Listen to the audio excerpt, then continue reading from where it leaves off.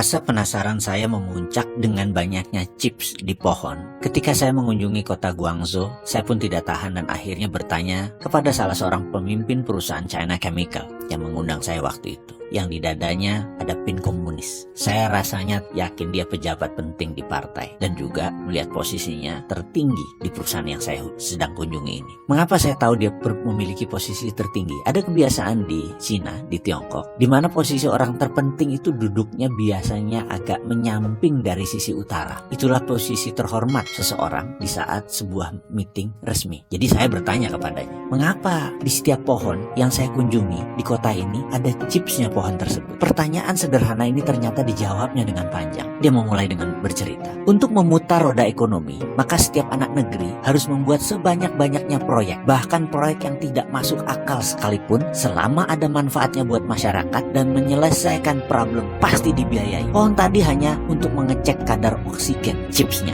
dan data minor lainnya, namun nampaknya penting. Karena itu menumbuhkan faktor ekonomi. Karena itu proyek itu dibiayai oleh negara. Saya pun bertanya, yang maksudnya dibiayai itu apa? Dia melanjutkan menjawab, penciptaan uang di Cina berbasis proyek. Dan proyek ini harus berlapis-lapis, hingga 10 lapis kalau perlu. Kalau tidak, ekonomi tidak berputar. Kembali saya agak bingung. Maksudnya bagaimana? Tolong bisa dijelaskan lebih lanjut. Kita punya istilah sendiri for the sake of discussion, oke? Katanya. Jadi kita tidak menggunakan bahasa yang umum maksud dia. Oke, saya bilang. Dia melanjutkan, kalau negara cetak uang, anggap itu adalah M0. Lalu uang tersebut diberikan kepada bank, jadi M1.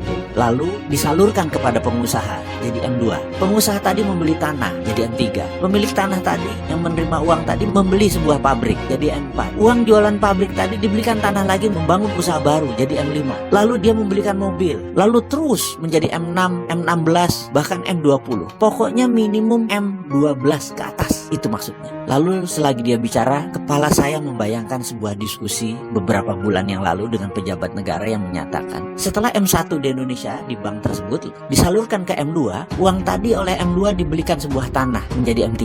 Lucunya M3 tadi sudah balik lagi ke bank, jadi M4-nya balik ke bank. Pemilik M3 tadi setelah menerima uang hanya duduk-duduk makan bunga bank saja, belanja-belanja cantik, duduk-duduk cantik, itu aja sudah, nggak ada lagi yang lain. Bagaimana ekonomi bisa muter kalau M-nya di bawah 5? Si pejabat tadi melanjutkan pembicaraannya yang membuyarkan lamunan saya.